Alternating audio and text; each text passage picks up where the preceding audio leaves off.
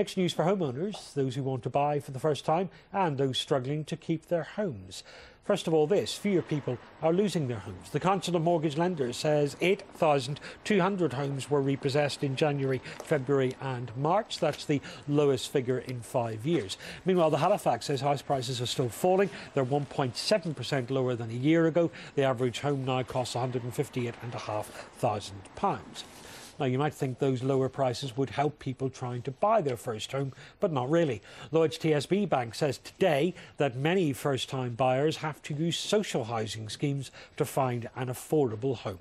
The housing market expert Henry Pryor is with us. Welcome to Your Money. So, first-time buyers can't afford the lower prices. Is it because the mortgages aren't stretching as far as they once did, or is it because they need much bigger savings, or is it a mix of the two? Well, it's a combination of both of those, Declan, because of course we know that first-time buyers in particular are struggling to scrape together the vast deposits that lenders currently require. 25% is not untypical, and doing that from taxed income means that for the majority of people they're having to save a year's worth of gross salary just to put down the deposit they need for the house. And it's not just a question of affordability, of course. There's also a question of available property. We're building fewer houses a year than we were running up to the boom. We're also seeing people who have bought their first home not move on to their second home at the same rate that they were before.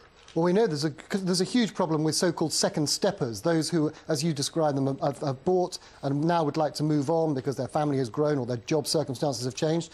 A lot of those people, particularly those since 2007 who bought then, have seen their equity in their house diminished as prices have fallen. Across the majority of the country now, we're seeing house prices still across England and Wales 6% below the peak in 2007, 2008. And across other parts of the country, specifically like Wales and the northwest of England, that's up to 14 or 16%. So it's making a real problem for those who want to find the necessary money they need to put down for the next house.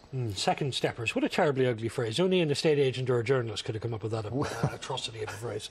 These people are trapped then, these people who want to move to their Absolutely, they're prisoners in their own home, and we reckon there are about 1.5 million of them. If you add that to the 3 million regarded as being on social housing waiting lists, it all goes towards explaining why we are in the midst of a housing crisis. We saw an interesting suggestion from the GMB union earlier this week that perhaps it might be worth considering nationalising people's second homes. I don't think it's necessarily a sensible suggestion, but at the end of the day, it does start a conversation. We need to find a way of solving the nation's housing crisis. Well, how would you fix it then? Well, we've got to realise that the vast majority of people who own homes, the 24 million homes across the UK, understandably don't want to see the value of that home fall, or indeed the view that they have from their house, spoilt by a massive development of new properties. But we've been historically building houses at a low rate compared to the number that we need to build.